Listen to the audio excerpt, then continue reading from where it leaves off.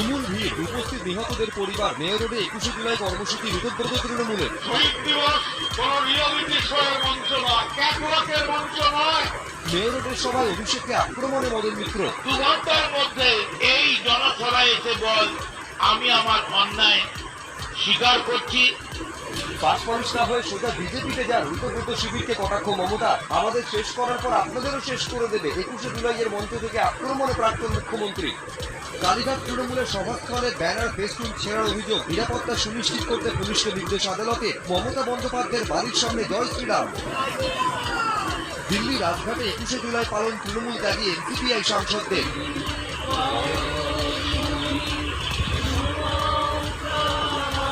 পালা বদলের পর বাসেরও রং বদল, এবার সরকারি বাসের রং হচ্ছে গেরুয়া। 50টি নতুন এসি বাসের উদ্বোধন করে ঘোষণা মুখ্যমন্ত্রীর। শহরকে আরো গতিশীল করতে